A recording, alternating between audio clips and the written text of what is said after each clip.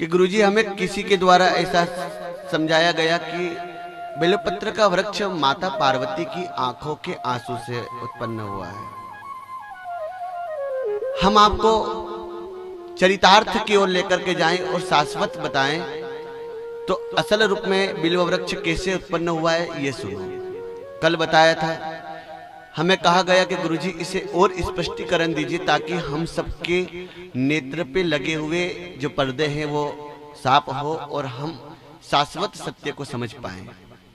शाश्वत सत्य को, शाश्वत सत्य। बिल्व वृक्ष क्या है असल में तो ये समझिए। और ये बिल्व वृक्ष शिव का प्रिय है। अब आपको बताते हैं कि जब गौ माता भगवती जननी, ये जननी कहां से आई, गौ माता कहां से आई, तो ये शिव की परम भूति में से आई गौ माता।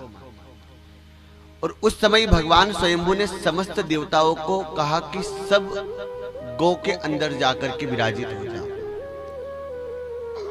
समझ रहे हो ना? तो सारे देवता गौ माता में बैठ गए। नवग्रहों ने गौ माता के पैरों को चुन लिया। इसलिए आज भी कहते हैं कि आपका जीवन में अगर नवग्रहों में से किसी भी ग्रह में दोष आ रहा हो तो आप ज्यादा, मैं कहता हूं कि ज्यादा क्रियाओं की ओर और भागोगे ना तो पीड़ा बढ़ेगी। अगर आपके नवग्रहों में से ब्रह्मा, विष्णु और श्री महेश जी की कृपा नवग्रहों पे से हट गई और नवग्रह आपके ऊपर से पवित्र दृष्टि हटा रहे हैं, तो बताया गया है कि कोई भी ग्रह अगर आपका अपवित्र हो, दूषित हो, तो आप गौ माता के श्री चरणों में से जो मिट्टी निकलती है, गौ माता कौन सी?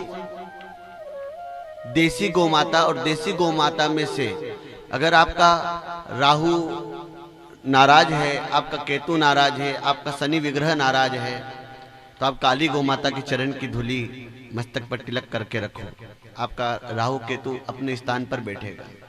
बृहस्पति आपके नाराज है और चंद्रमा नाराज है, तो सफेद गौ माता जो देसी होती है उसकी श्री चरणों की धूली को मस्तक पर लगाओ, जहां गौ माता बनती है ना वहां।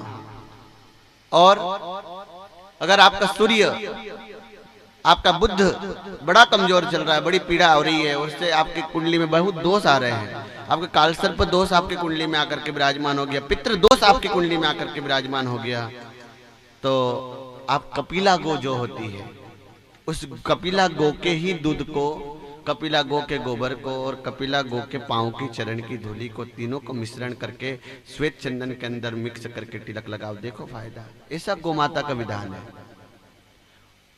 ये महत्व है। अब उसमें ही बताया गया कि जब गौ के अंदर स्थान दिया गया तो माता गंगा, माता लक्ष्मी और माता पार्वती तीनों रह गई थी। तो माता गंगा से कहा कि तू एक काम करके गौ माता के गौमूत्र में समा जा।